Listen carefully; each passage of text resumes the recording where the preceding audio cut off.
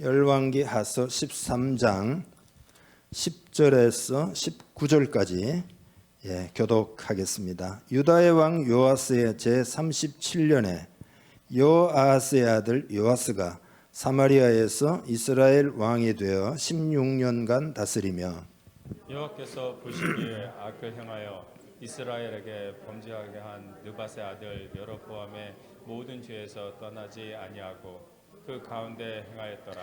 요아스의 남은 사적과 행한 모든 일과 유다 왕 아마샤와 싸운 그의 업적은 이스라엘 왕 역대 지략에 기록되지 아니하였느냐. 요아스가 그의 조상과 함께 잠에 이스라엘 왕들과 함께 사마리아에서 장사되고 여로보암이 그 자리에 앉는지라. 엘리사가 죽을 병이 들매 이스라엘의 왕 요아스가 그에게로 내려와 자기의 얼굴에 눈물을 흘리며 이르되 내 아버지여 내 아버지여 이스라엘의 병거와 마병이여 하매 엘리사가 그에게 이르되 활과 화살들을 가져오소서 하는지라. 활과 화살들을 그들에게 가져오매 또 이스라엘 왕에게 이르되 왕의 손으로 활을 잡으소서 하매 그가 손으로 잡으니 엘리사가 자기 손을 왕의 손 위에 얹고 이르되 동쪽 장을 여소서 하여 곧 열매 엘리사가 이르되 쏘소서 하는지라. 곧 쏘매 엘리사가 이르되 이는 여호와를 위한 구원의 화살 곧 아람에 대한 구원의 화살이니 왕이 아람 사람에 멸절하도록 아벡에서 치리이다 하니라. 또 이르되 화살들을 집으소서 곧 집음에 엘리사가 또 이스라엘 왕에게 이르되 땅을 치소서 하는지라. 이에 세 번 치고 그친지라. 하나님의 사람이 노하여 이르되 왕이 대여섯 번을 칠 것이니이다. 그리하였다면 왕이 아람을 진멸하기까지 쳤으리이다. 그런즉 이제는 왕이 아람을 세 번만 치리이다 하니라. 아멘. 우리는 은혜의 백성이죠. 그러니까 내 노력의 결과만으로 살아가는 사람들이 아니죠. 그 이상으로 사는, 왜냐 하나님의 은혜가 있으니까 그 이상으로 사는 은혜의 백성입니다. 근데 여러분 이거는 굉장히 놀라운 이야기입니다. 놀라운 이야기예요. 그래서 오늘 일단은 메시지를 들을 때 이 은혜의 백성이 되었다. 이게 크게 좀 와닿기를 바랍니다. 여러분 마음에 우선은 십자가 은혜도 생각해보고 하나님의 성품도 생각해보고 우주 만물을 창조하시고 나를 지금까지 인도하신 주의 은혜를 그죠? 생각해보시고 마음이 은혜에 활짝 열려야 됩니다.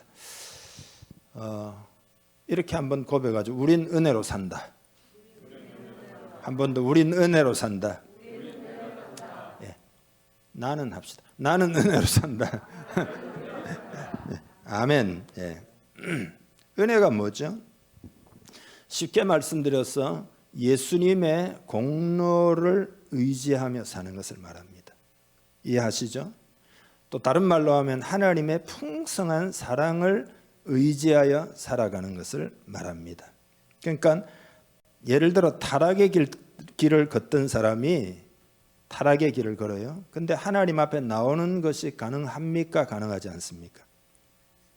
가능한데 예수님을 통해서 가능하죠. 왜냐하면 예수님이 우리를 위하여 피 흘려 주셨기 때문에 하나님의 은혜로 가능하다. 예수 잘 믿다가 옛생활로 돌아가지고 수렁에 빠지고 영적으로 실패하고 그런 사람이 계속 그렇게 살아야 할까요? 어떻습니까? 다시 은혜를 입을 수 있는 줄 믿습니다. 하나님의 은혜는 신실하시기 때문에 얼마든지 새 생명을 얻고 새롭게 은혜 받으며 살아갈 수 있습니다. 그게 하나님의 은혜입니다. 하나님의 은혜의 스케일입니다. 윌리엄 카프라고 있습니다. 여러분 잘 아실 겁니다. 샘물과 같은 보혈은 임마누엘 피로다. 이 샘에 씻으면 정하게 되겠네. 찬송가에 나오잖아요. 이분이 이 찬양을 지었는데 어떻게 은혜를 받았는가 하면은 나 같은 죄인 살리신 존 뉴턴 있잖아요. 존 뉴턴은 원래 노예 상인이었다가 크게 회개하고 하나님의 사람이 되어가지고 나 같은 죄인 살리신 이 찬양을 지었다 이 말이죠. 그분을 통해서 카퍼가 놀라운 은혜를 체험하게 됩니다. 자기는 그동안 나 같은 죄인은 절대 하나님의 은혜를 입을 수 없다라고 마음에 단정 짓고 있었는데 그게 아니라는 것을 깨닫게 됐단 말이죠. 하나님이 자기에게 다가오시는 것을 경험하게 돼요. 그러면서 은혜의 세계가 열리는 거죠. 은혜의 세계를 알게 돼요. 그러면서 이것이 은혜구나. 그 은혜의 핵심은 예수님이 나에게 보혈을 흘려주신 거구나. 그래서 샘물과 같은 보혈은 임마누엘 피로다. 그 보혈을 통해서 하나님의 임재, 임마누엘, 나와 함께 하신 은혜를 받을 수 있다. 이 샘에 씻으면 정하게 되겠네. 그렇게 찬양한 거죠. 다윗도 하나님 앞에 나아갈 수 있는 근거가 오직 하나님의 은혜라고 하는 그 근거 외에는 없다는 것을 너무 잘 알았어요. 그래서 그가 범죄하고 난 다음에 회개하고는 고백하기를 시편 51편 1절에 하나님이여 주의 인자를 따라, 인자는 사랑이죠. 사랑을 따라 내게 은혜를 베푸시며 주의 많은 긍휼을 따라 내 죄악을 지워주소서. 그러니까 다윗이 하나님의 그 사랑을 의지하고 다시 일어설 수 있었던 거죠. 나의 죄악을 말갛게 씻으시며 나의 죄를 깨끗이 제하소서. 이거는 다윗이 하나님의 은혜를 알았다 이거죠. 그러니까 은혜라고 하는 거는요, 하나님이 누구시며 하나님이 무엇을 하셨는가에 기초하고 있어요. 이해하시죠? 여러분이 만약 여러분이 누구고 여러분이 얼마나 훌륭하고 여러분이 무엇을 할 수 있는가에 기초하여 살아가면 그건 은혜가 아니에요. 은혜가 기초가 잘못된 겁니다. 은혜의 기초는 하나님이 어떤 분이고 하나님이 어떤 일을 하셨느냐, 이게 기초예요. 그러니까 여러분, 우리는 하나님과 관계를 맺는 것도 많은 사람이 자기의 행위에 근거해서 하나님과 관계를 맺으려고 하기 때문에 늘 마음에 실패감이 있는 거죠. 은혜를 근거로만 하나님과 관계를 맺을 수 있고 은혜를 근거로 하면 누구든지 하나님과 관계를 맺을 수 있다는 그게 굉장히 굿뉴스입니다. 굉장히 큰 이야기다 이 말이죠. 은혜는 여러분이 하나님과의 관계를 열어가는 열쇠가 됩니다. 열쇠. 여러분이 어떤 상황에 놓여 있든지 은혜를 의지하기를 바랍니다. 십자가 보혈을 의지하기를 바랍니다.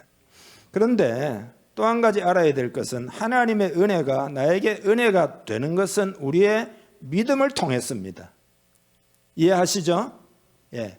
믿음을 통해서 저수지에 물이 가득해도 그게 나에게 오기까지는 수도꼭지를 열어야 되는 것처럼, 그죠? 믿음을 통해서 하나님의 은혜가 정말로 은혜가 된다. 그래서 오늘 본문을 통해서 어떤 믿음을 우리가 가져야 되겠는가 하는 메시지를 받을 수 있어요. 결론을 먼저 말씀드리면 첫째로는 떠나는 믿음이 필요해요.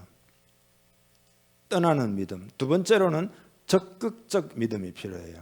세 번째로는 싸우는 믿음이 필요합니다. 그래서 이 세 가지를 오늘 여러분과 함께 나누려고 합니다. 첫째로는 떠나는 믿음이에요. 열왕기서를 여러분이 요즘 읽고 있잖아요. 왕들을 보면 두 가지의 삶이 항상 대조되어 가지고 평가되고 있어요.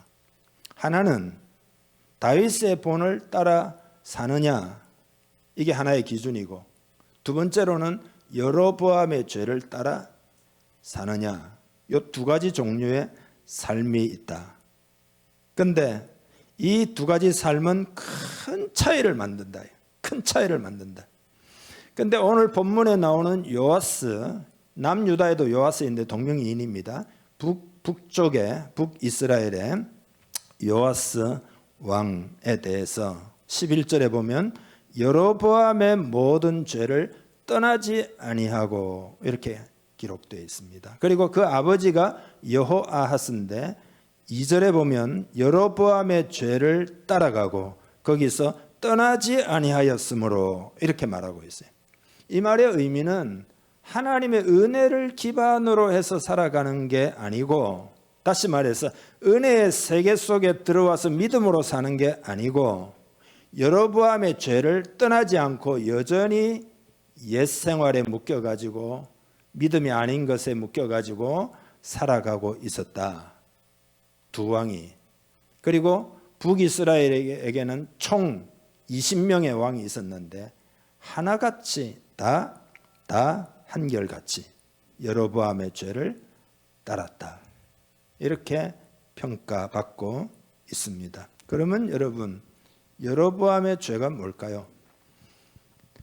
솔로몬이 죽고 난 다음에 나라가 두 나라가 됩니다. 남유다와 북이스라엘이 되는데 남쪽은 솔로몬의 아들 르호보암이 왕이 되고 북쪽은 그 신하 중에 한 사람이 쿠데타를 일으켜 가지고 북이스라엘을 세웁니다. 그게 여로보암이죠. 그런데 여로보암이 생각을 해보니까 율법에 따라 하나님 말씀에 따라 예배를 드리는 것은 남쪽에 있는 예루살렘에 가서 예배를 드려야 되는데 사람들이 예루살렘으로 자꾸 예배드려 내려가면은 마음이 누구에게로 쏠리겠습니까? 남유다의 르호보암에게로 쏠리니까 자기가 내가복음을 하나 만든 거죠. 단과 베델에다가 산당을 지어놓고 북이스라엘 사람들은 남 예루살렘으로 내려가지 말고 단과 베델에서 제사도 드리고 예배도 드리고 다 하라. 이렇게 자기 유익을 위해서 자기 정치적인 목적을 위하여 하나님의 말씀을 바꾸어 버렸다. 변개했다. 그런 거죠. 그러니까 이 말은 뭐냐 하면은 여로보암은 백성들이 믿음으로 살고 하나님 뜻대로 살고 하나님으로부터 복을 받고 은혜 가운데 살고 하는 데는 관심이 없고 내 정치적인 목적을 이룰 수 있느냐, 내가 권력을 틀어질 수 있느냐, 사람들을 단속할 수 있느냐, 거기에 관심이 있었기 때문에 그 이후에 여로보암의 죄들을 다 따라가니까 북이스라엘은 한 번도 평안한 날이 없어요. 한 번도 평안한 날이 없어요. 복을 못 받아요. 그러니까 자기가 불리하다고 할더라도 믿음으로 하나님의 말씀 따라 해야 된다. 아무리 내가 정치적으로 급해도 예루살렘에 가서 예배 드리라 했기 때문에 그대로 해야 된다. 이렇게 했으면 북이스라엘의 운명은 완전히 달라졌을 것입니다. 그러나 그렇게 하지 못하니까 산당에서 우상 숭배가 성행하게 되고 나라가 도탄에 빠지게 된 거다 말이죠. 그래서 여로보암의 죄를 떠나야 되는데 그래야 은혜의 세계 속에 들어올 수 있는데 모든 왕들이 그 결정을 못하는 겁니다. 그 결정을 못하고 다 왜냐하면 그 결정을 하려고 그러면은 뭔가 희생이 들어가야 된다고 생각하는 거죠. 손해볼 것처럼 하나님께 헌신하고 말씀대로 하면은 손해본다는 느낌을 가지는 거죠. 하나같이. 예. 여러분 이렇게 되면 어떻게 되느냐? 은혜의 세계로 못 들어옵니다. 그러면 자기 생각에 묶이고 자기 상황에 묶이고 과거에 묶이고 이렇게 은혜 체험을 못하게 됩니다. 여러분 여러분을 위해서 제가 말이죠 특별히 간절히 기도하고 있는데 그게 뭐냐 하면 은혜의 세계 속에 하나님 꼭 들어오게 해주세요. 은혜의 세계가 아직 안 열린 사람들이 많이 있거든요. 은혜의 세계 속에 꼭 들어오게 해주세요. 은혜의 세계를 알게 해주세요. 이게 간절한 저의 기도의 제목입니다. 어저께 밤에도 사모하고 저하고 둘이서 밤 10시에 여러분 심령을 위해서 기도를 했습니다. 하나님 은혜를 알게 해주시고 은혜의 세계 속에 들어오게 해주세요. 알게 해주세요. 은혜의 세계가 활짝 열리게 해주세요. 그러니까 여러분 우리가 믿음이라는 게 그 은혜를 받는 건데 첫째 믿음은 떠나는 믿음이라 그랬잖아요.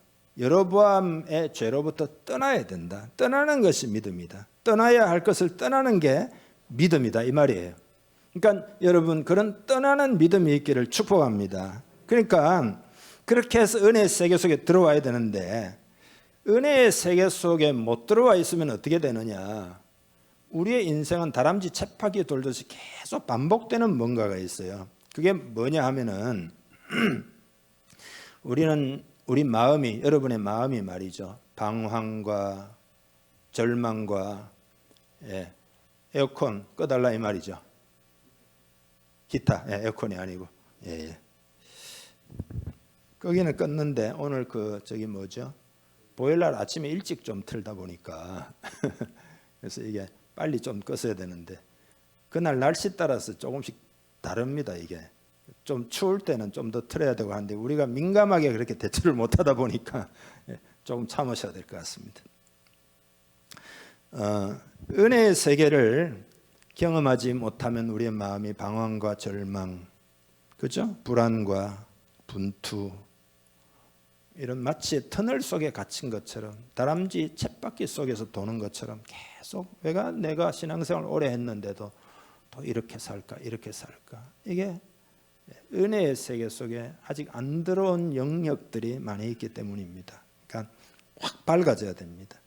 그래서 우리가 깊이 깨닫고 회개한다는 게 여러분 뭐죠? 하나님의 은혜를 의지하지 않고 살았던 것을 회개하면은 하나님은 그 회개를 통해서 성령을 부어주기 때문에 성령님이 우리에게 역사하셔가지고 이런 옛날 것들을 처리하고 하나님 말씀에 따라 살아갈 수 있도록 도와주시기 때문에 성령의 열매, 왜 성령의 열매일까요? 성령님이 내 안에서 은혜를 부어주기 때문에, 힘을 주기 때문에 사랑, 희락, 화평, 오래 참음, 자비, 양선, 충성, 온유, 절제 열매를 맺게 된다 이거죠.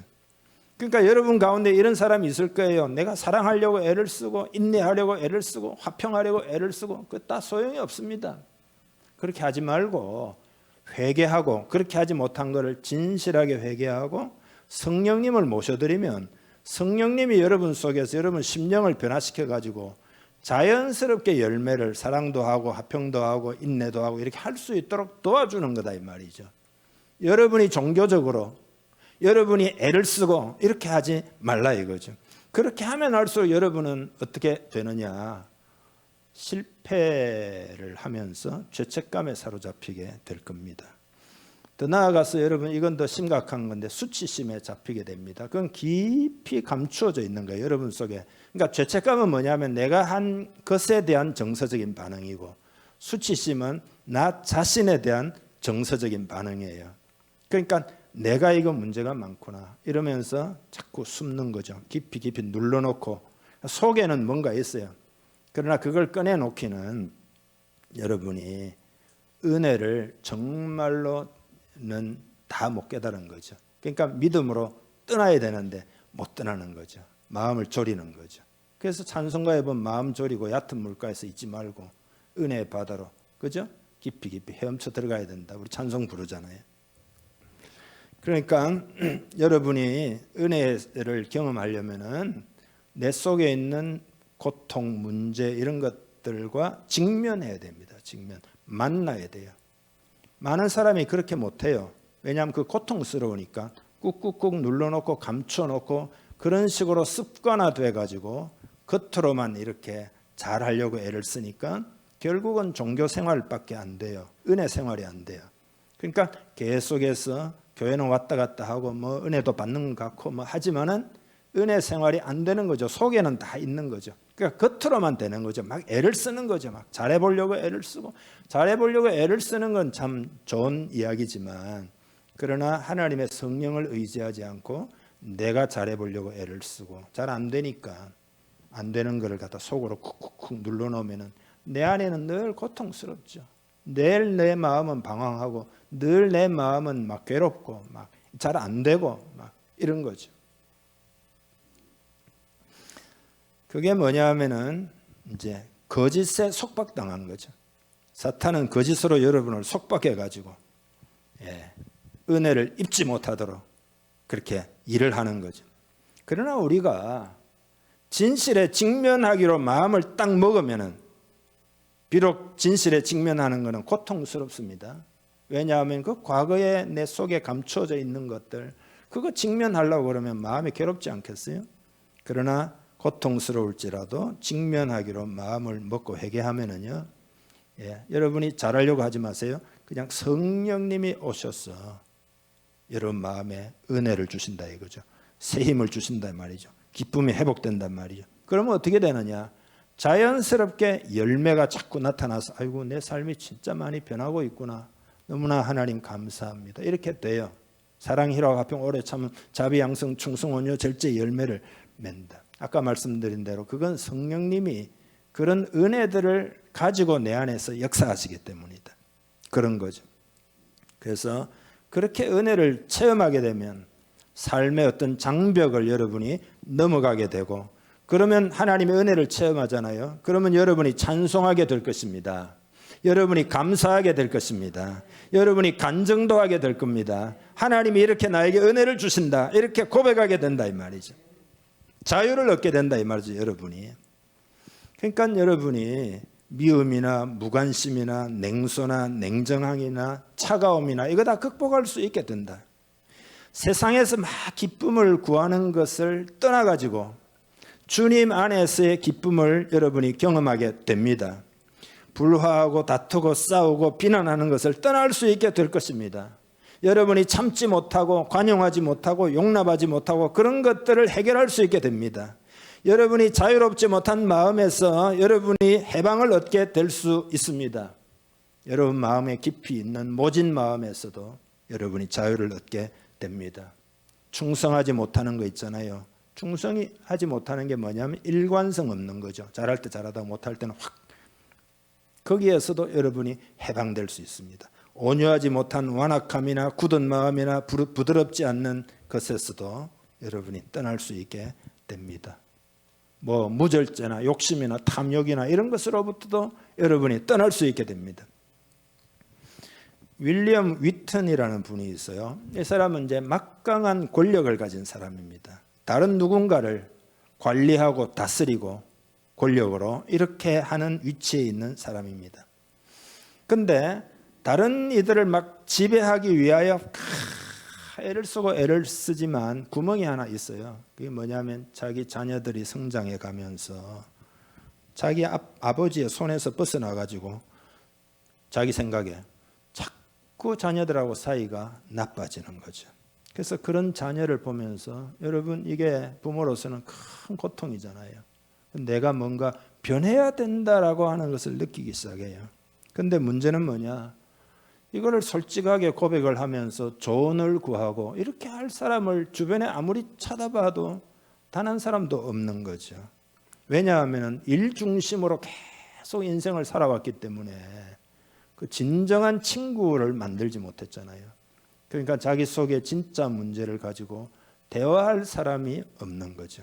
그러다가 고민하다가 빌리 그레함 목사님을 잘 아니까 마음에 존경하는 마음도 있고 그래서 면담을 요청하게 됩니다. 그래서 대화를 하고 난 다음에 빌리 그레함이 그 부부를 자기 집회에 초대를 해요. 그래서 참석을 합니다. 설교가 끝나고 빌리 그레함은 항상 초청하잖아요. 예수 믿을 사람 나오세요 하면 그럼 때 같이 몰려온다 이 말이죠. 그때 이 부부도 앉아서 여러분처럼 앉아가지고 기도하는데 마음에 나의 약점을 드러내고 하나님 드러내기를 원합니다. 하나님이 내 삶에 개입하셔서 오늘 이 문제를 해결해 주시기를 원합니다 하는 마음에 막 감동이 와가지고 눈물을 흘리면서 간절히 기도를 해요. 그러면서 성령의 역사에 의해서 자기 자신을 드디어 정직하게 보기 시작을 해요. 자기가 어떤 상황에 있는지, 내 마음이 내가 지금 어떤 인생을 살아왔는지에 대해서 성령님이 보여주시는 거죠. 알게 해주시는 거죠. 그동안 자기 자신은 자기 문제나 자신의 독선이나 자신의 무례함이나 이런 것들은 전부 다 우리가 이 세상을 잘 다스리고 내가 뭔가 업무를 수행하기 위해서 하는 거라고 그냥 애써 이렇게 밑으로 감추어 놓고는요. 비밀에 그리고 가족들에게는 비밀에 붙이고 말 꺼내지 못하도록 이렇게 해놓고 왜냐하면 자기 결점이 세상에 드러나면은 자기 성공과 자기가 하는 일에 방해를 받는다라고 생각을 해가지고 엄격하게 통제를 해온. 근데 그날 성령의 역사에 의해서 기도하는 가운데서 자기가 얼마나 이기적인 사람이고 자기의 이기심 때문에 가족들이 얼마나 희생당해 왔는가 하는 것을 깨닫기 시작한 거죠. 그래서 자기도 앞으로 나가가지고 무릎을 꿇고 눈물로 죄를 고백하면서 주님이 내 인생의 구원자가 되어달라고 진실하게 기도를 하게 됩니다. 윌리엄은 엄청난 명성과 지위와 권력을 이제는 다 제쳐두고 주님으로부터 생명과 은혜를 받는 사람으로 변화가 된 줄 믿습니다. 두 번째로 은혜를 위해서 적극적인 믿음이 필요하다. 아까 말씀드렸죠. 적극적인 믿음. 엘리사가 병이 위중해가지고 죽을 때가 됐습니다. 계속 이제 요아스 왕 때지요. 그래서 그 요아스 왕이 소식을 듣고는 엘리사를 찾아와가지고 눈물을 흘리면서 이렇게 말하죠. 내 아버지여, 내 아버지여, 이스라엘의 병거와 마병이여, 이럽니다. 그러니까 평소에 요아스가 엘리사를 많이 의지했다라고 하는 걸 짐작할 수 있잖아요. 그리고 내 아버지여, 이 말은 뭐냐 하면은 아버지라는 말은 이스라엘 민족의 또 자기 자신의 보호자라 이 말이죠. 엘리사가. 그런 의미다. 병거와 마병이라는 표현은 뭐냐 하면은 아람이나 적들이 쳐들어오면은 엘리사가 하나님께 정보를 받아가지고 어디에 가서 어느 골짜기에서 대비를 하고 어떻게 하면은 전쟁에서 이길 수 있습니다 하는 정보를 다 주니까 엘리사를 통해서 항상 승리하잖아요. 그러니까 이스라엘의 마병이요 병거라고 고백을 한 거단 말이죠. 그러니까 엘리사가 죽으면은 결정적인 전력을 잃게 되니까 요아스가 눈물도 흘리고 탄식을 하는 거죠. 탄식을 하는 거죠. 그때 엘리사가 죽어가면서 요아스 왕에게 선물을 해요. 선물. 그게 뭐냐?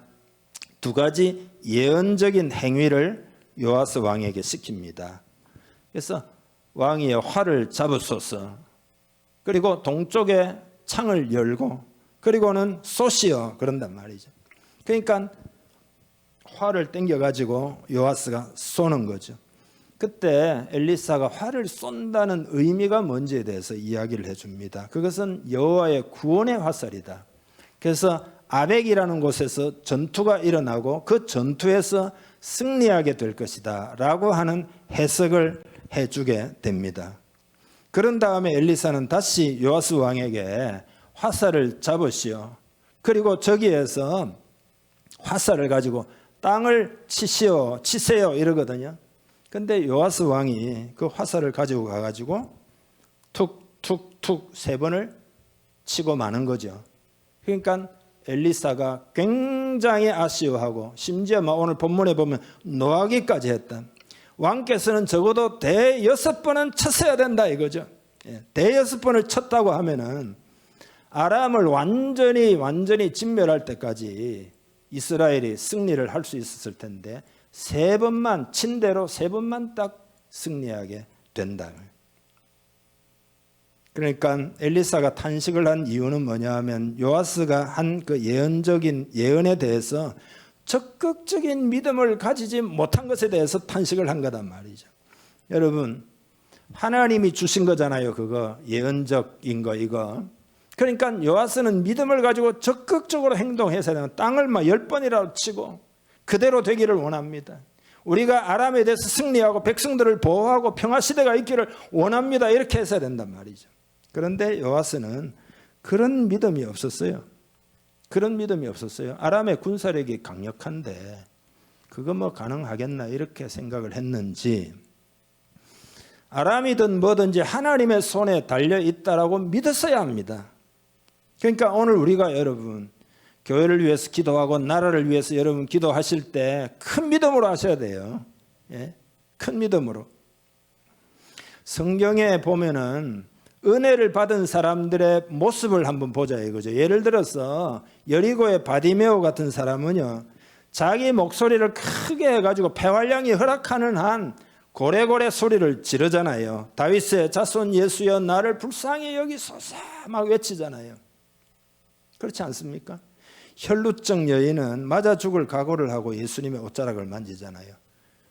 가나안 여인도 절박한 심령으로 그죠? 개라는 소리를 들으면서까지도 예수님께 내 딸을 고쳐달라고 포기하지 않잖아요. 매달리잖아요.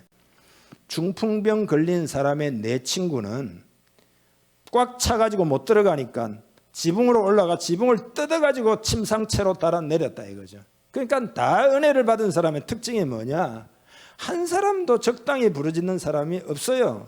한 사람도 적당히 매달린 사람이 없어요. 다 적극적인 믿음을 표현한 사람들이 다 은혜를 받았다 이거죠. 그런 사람들이 주님을 만났고, 그런 사람들이 은혜를 받고, 그런 사람들이 문제를 해결하고, 그런 사람들이 하나님과 친밀한 관계 속에 들어가고, 그런 사람들이 아무리 신분이 비천해도 존귀한 사람이 다 됐다라는 거죠. 여러분, 적극적인 믿음이 되기를 주님의 이름으로 축복합니다. 하나님의 은혜가 없는 게 아니에요. 적극적인 믿음이 필요한 거죠.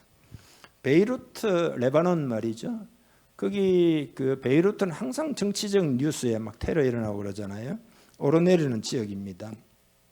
거기에 사는 사람들은 어느 정도의 위험을 감수하고 살아야 되겠죠. 1985년 5월 아침에 베이루트에 있는 아메리칸 유니버시티 병원이 있는데 그 병원장이 데이빗 제이콥슨이라는 사람입니다.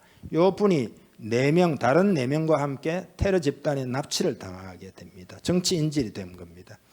그래서 이제 인질 수용소에 들어갔는데요. 그 안에서 교회를 세웠어요. 교회 이름이 닫힌문 교회. 왜 닫힌문이냐면 감옥이다 이 말이죠.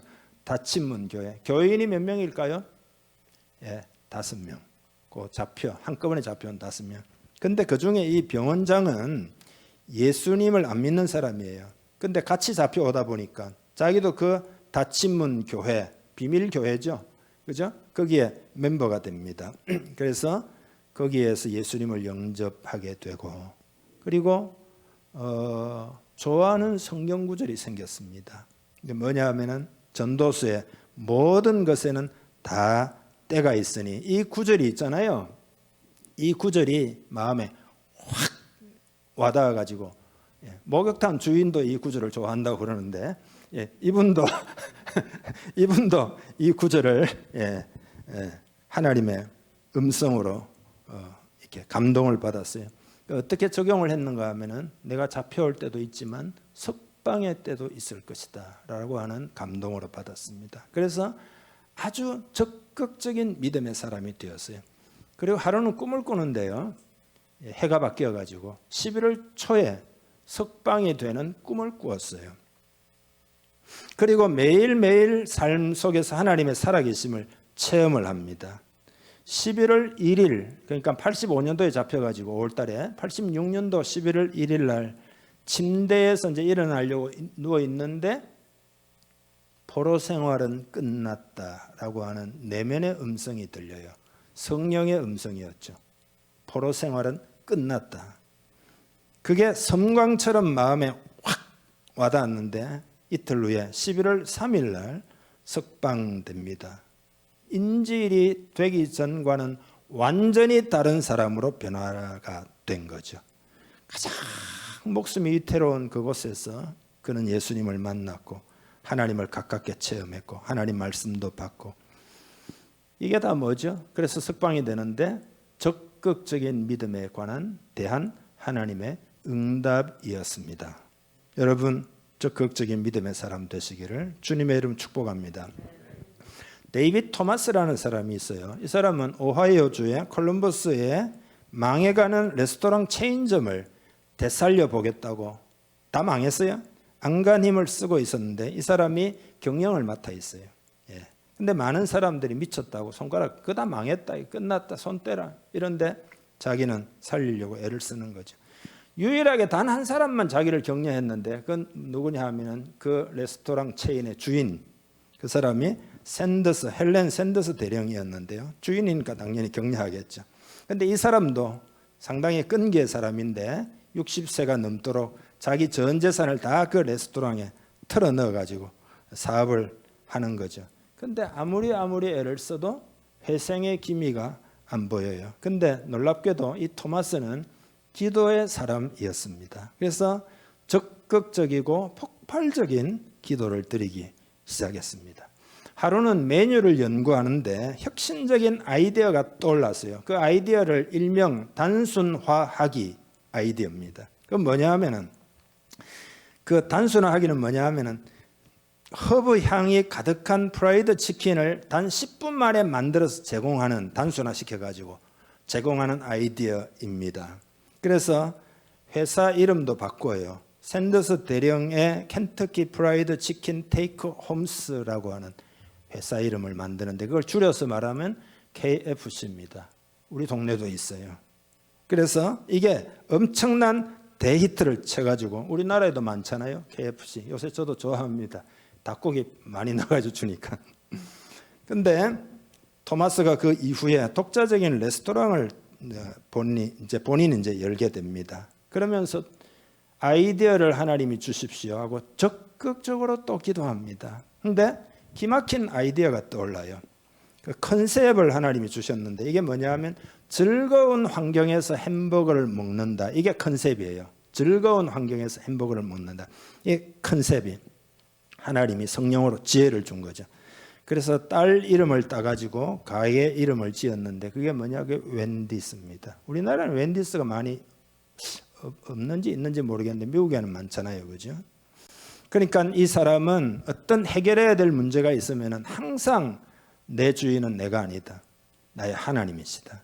그러면서 적극적으로 기도하고 하나님을 의지했다 이 말이죠.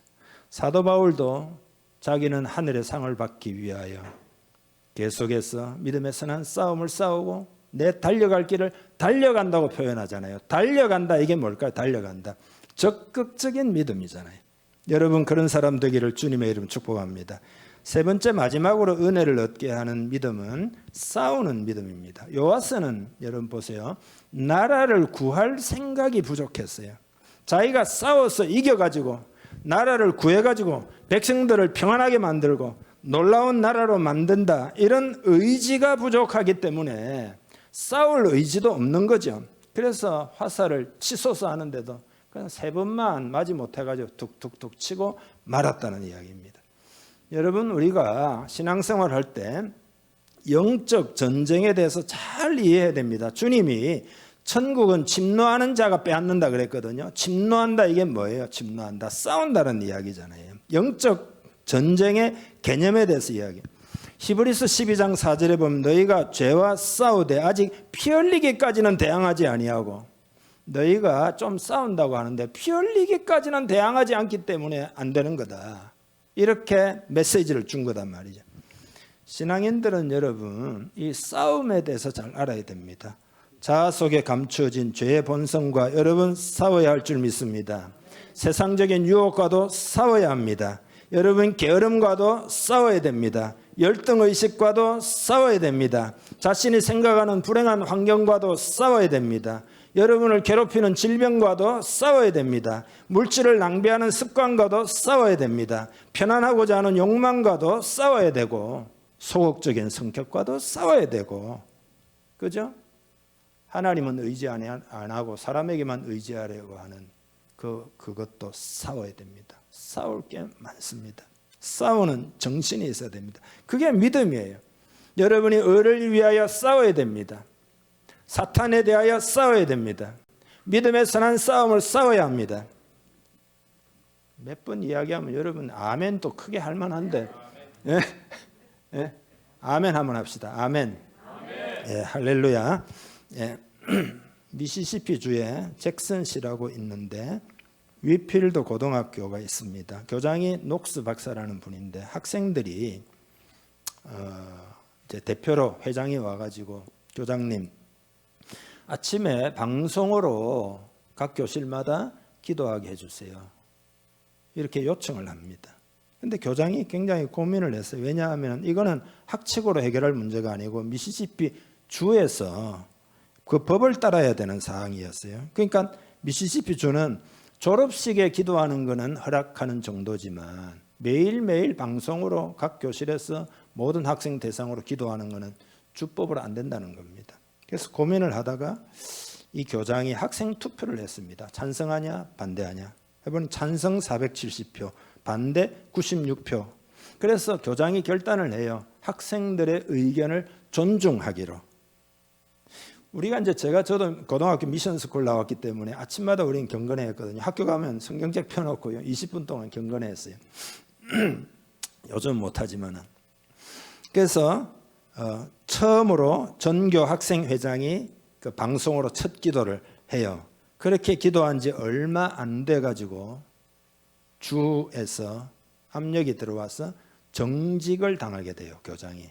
그리고 그 2주 후에 완전히 이제는 그 해고를 당하게 됩니다. 그러니까 이게 이제 학생들에게는 큰 충격이 갔고 굉장히 학교에서 논란거리가 됐는데, 이 교장은 아이들의 목소리를 귀담아 들은 이유로 평생 몸바쳐온 일터를 잃게 된 거죠. 근데 학생들이 그냥 있지 않고 수업을 거부하고 학부모들이 주정부로 달려가 가지고 피켓 들고 이 문제를 왜 이렇게 하느냐, 이렇게 된 거예요. 그래서 이제 그 중간 과정은 생략하고 결국은 주의회가 공립학교에서 기도를 승인하는 법안을 통과시켜 가지고 사인을 하게 됩니다. 그리고 교장은 최고법정까지 가는데 얼마나 괴롭겠어요? 근데 그 해에 다시 복직이 됩니다. 대부분의 그리스도인들은 문제가 생겼을 때 정면으로 맞서기보다는 피하려고 합니다. 맞서지 않아야 될 것은 맞서고, 맞서야 될 것은 피하고. 많은 사람들이 평화로워야 되니까 그렇게 생각하기 때문에. 그러나 상황에 따라서는 맞서야 할 때가 있습니다. 의를 위해서는 맞서야 되고, 믿음을 지키기 위해서는 맞서야 되고, 그죠? 그런 거, 불의에 대해서 맞서야 됩니다. 그런데 이 녹스 박사라고 하는 사람들은 항상 스타일이 어떤 스타일인가 하면 다른 사람에게 강요하는 스타일이 아니고 자기 원칙을 잘 정해놓고 그 원칙을 잘 고수해 나가는 스타일이었어요. 그래서 공동체의 유익을 위해서 평소에 학생들의 이야기를 존중하는 교장이기 때문에 결국은 이제 그렇게 선택을 했지만 이게 이제 문제가 생겼고, 그러나 다 함께 그 문제에 관해서 싸웠어. 결국은 그 다음 결과가 어떻게 됐습니까? 기도할 수 있게 되니까 얼마나 많은 혜택이 그 주에 수많은 학생들에게 학교에 영적으로, 그죠? 주어지게 되었느냐. 그 가치는 우리가 판단하는 것 이상이겠죠. 그죠? 그래서 내 과거와도 싸워야 되고, 내 안에 있는 주님이 주시는 마음과 다른 것과도 싸워야 되고, 싸울 때는 싸워야 됩니다. 그게 믿음이고, 그 믿음을 통해서 하나님의 은혜가 여러분 속에 임하게 됩니다. 기도하겠습니다. 여러분, 다시 한번 하나님의 은혜에 대해서 감사하다고 고백합시다. 그리고 오늘 세 가지, 떠나는 믿음, 적극적 믿음, 싸우는 믿음이 나에게 있기를 원합니다. 성령님 이 시간 임하여 주셔서 그런 믿음으로 주의 은혜를 누리고 살기를 원합니다. 과거에 붙들리거나 혹은 내 속에 감추어 두고 있는 것에 붙들려서 그것을 해결하지 아니하고 떠나지 아니하고 싸우지 아니하고 그런 것들을 이제 오늘 이 시간 해결하기를 원합니다. 주의 은혜를 주옵소서. 진실하게 우리 함께 기도하겠습니다. 하나님 아버지, 오늘 말씀을 듣고 기도합니다. 주여 은혜를 베풀어 주시기를 간절히 원합니다. 오 주여 역사하여 주옵소서. 아버지, 하나님의 은혜, 하나님의 사랑, 한량없는 그 은혜와 그 사랑을 이 시간 하나님 기억합니다. 주여 이러한 믿음 되기를 원합니다. 주의 은혜에 감사합니다. 하나님의 를 의지하여 쓰면 원합니다. 주여 역사하시옵소서. 도와주옵소서. 아버지 믿음의 은사를 주옵소서. 믿음으로 주의 은혜를. 하나님 아버지 감사합니다. 한량없는 은혜를 인하여 감사합니다. 하나님이 얼마나 우리를 사랑하시는지 독생자 예수님을 주시기까지 사랑하신 주의 사랑인 줄 믿습니다. 주의 은혜를 덧입기 위하여 오늘 말씀을 들었습니다. 떠나는 믿음 되기를 원합니다. 적극적 믿음 되기를 원합니다. 싸우는 믿음이 되기를 원합니다. 그래서 은혜의 세계, 자유와 해방이 있고 하나님의 축복이 있는 그 은혜 속에 살아가기를 원합니다. 올 한 해 내 삶이 변화되기를 원합니다. 하나님 복을 받기를 원합니다. 우리 모두 복된 교회가 되기를 간절히 원합니다. 주여 역사하여 주시옵소서. 각자의 결단 위에 하나님이 이 시간 성령으로 인치시고 도우시기를 간절히 원합니다. 축복하고 예수님의 이름으로 기도하옵나이다. 아멘.